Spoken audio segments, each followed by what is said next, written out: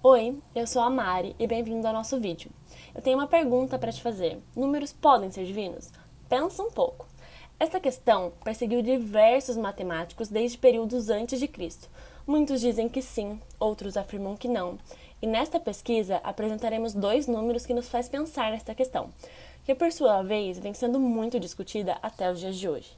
Embora não possuam relação entre si, diversos matemáticos e filósofos assumem que há muita coisa por trás desses simples números.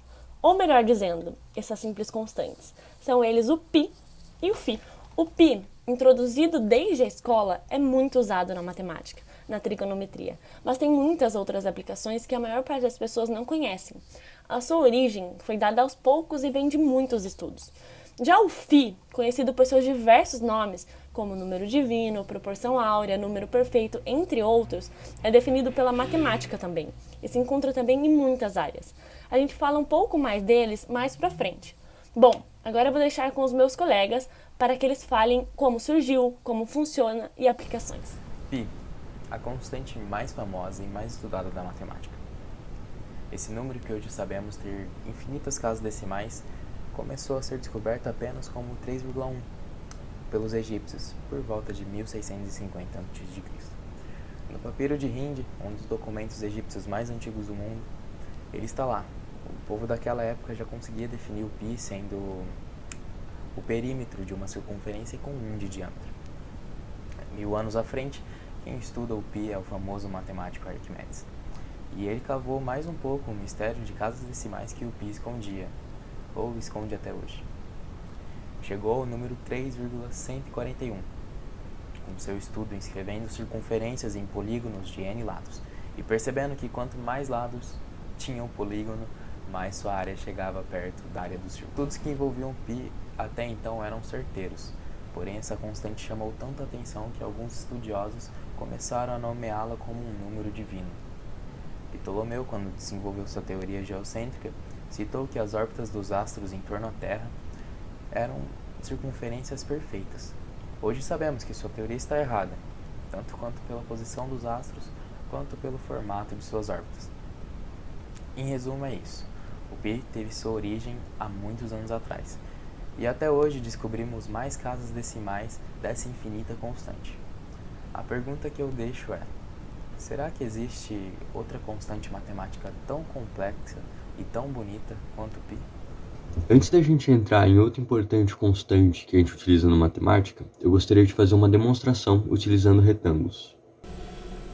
E como que eu vou fazer essa tal relação? Primeiro, eu tenho essa imagem aqui, com PNG falso.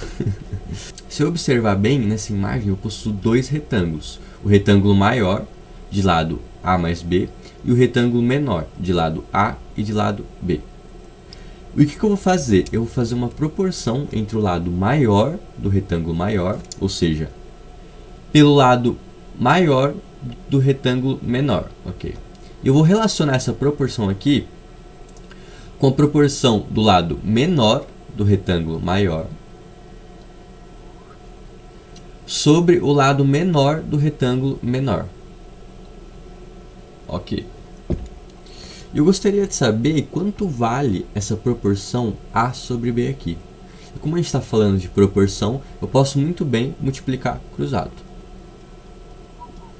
Então eu vou ter aqui. Eu posso passar o A para cá, né? E como que eu faço isso? É só eu subtrair A ao quadrado dos dois lados.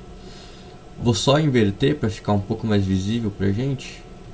Como eu havia dito, eu quero descobrir essa proporção AB aqui, né? E como que eu posso transformar essa minha equação aqui de segundo grau nessa proporção? Se eu dividir todos os termos por B ao quadrado, eu vou chegar em algo semelhante. Vamos lá então. Resolvo isso aqui. Eu vou ter aqui. Outra coisa que eu posso fazer também é tirar esse ao quadrado aqui e colocar entre parênteses, já que os dois termos estão ao quadrado. Ok, se a gente observar, chegamos aqui numa equação de segundo grau, com a proporção que eu queria descobrir, certo? Mas, para tornar essa conta aqui mais fácil, esse cálculo um pouco mais fácil para a gente, eu vou chamar A sobre B de φ, tá bom? Então eu vou só substituir os termos. Agora eu faço Bhaskara, né? A gente vai ter que delta é igual a 5. Agora é só a gente colocar na nossa formulinha final, que diz que φ é igual a menos b menos 1, mais ou menos. Raiz de 5 não é exata, ela dá um número irracional, que a gente vai arredondar aqui nesse caso para 2,260, com 3 casinhas decimais. Como a gente estava trabalhando com uma proporção de lado maior sobre lado menor, primeiro, o meu número ele não pode ser negativo, né? E nem menor que 1, já que o meu denominador é maior que o meu número de baixo aqui da fração. Então a gente exclui a φ2, né? E fica com a φ1, que é igual a 1,618. Lembrando que como raiz de 5 é um número irracional e a gente arredondou, então o meu φ1 também é um número irracional, tá? Mas a gente fez uma aproximação aqui de algumas casinhas decimais. E por que eu fiz questão de demonstrar a relação entre as proporções do retângulo? Porque se a gente observar, a nossa raiz 1, que a gente chamou naquele caso de φ1, é igual a 1,618. E esse é exatamente o valor da minha constante matemática de nome φ. Ela é chamada de φ em homenagem ao arquiteto matemático da Grécia Antiga, de nome Fídias. Esse arquiteto ele conseguiu calcular as dimensões do Paterno. Paterno é um templo construído em homenagem à deusa Atena, que está de pé, inclusive, nos dias de hoje. Ele usou as relações de retângulos e, consequentemente, o número φ para descobrir essas dimensões. Essa constante não se limita apenas ao nome φ. Ela também é chamada de número de ouro, razão áurea e número divino. Número divino, pois ao longo da história, diversos matemáticos atribuíram o φ à existência de um deus, inclusive um deus matemático, por conta das diversas relações que o número φ tem com o universo e com a natureza, e do modo que ele é difundido por tudo. Esse número já foi estudado por diversos intelectuais, sobretudo filósofos e matemáticos.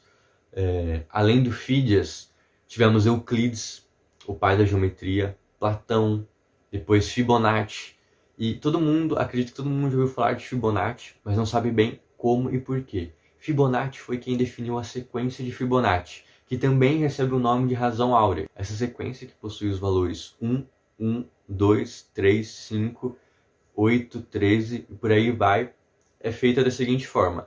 A soma dos dois números antecessores dá o valor do número posterior. E a média dessa sequência de Fibonacci é exatamente o número φ. Tem uma relação muito restrita com o número φ. Além de filósofos, o número φ ele vai ser estudado na arquitetura. Acredita-se que a pirâmide de Gizé, a maior das pirâmides, ela foi construída com base no número φ. Uma fileira de pedra sempre 1,6 vezes maior do que a fileira de baixo, ou seja, as relações entre as proporções do retângulo novamente.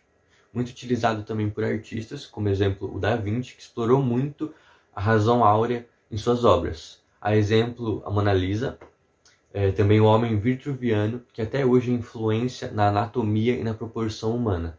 E até mesmo por biólogos, tanto pela relação que ele tem com nossa estrutura, tanto formação dos ossos quanto alturas, tanto também com o crescimento populacional, que em algumas espécies como os angões e coelhos, o crescimento populacional possui uma média φ. Falando a respeito do número π, você sabia qual que é a utilidade dele no nosso dia a dia? Logicamente, nós utilizamos o π na sala de aula para calcularmos circunferências, volumes de cones, entre outros.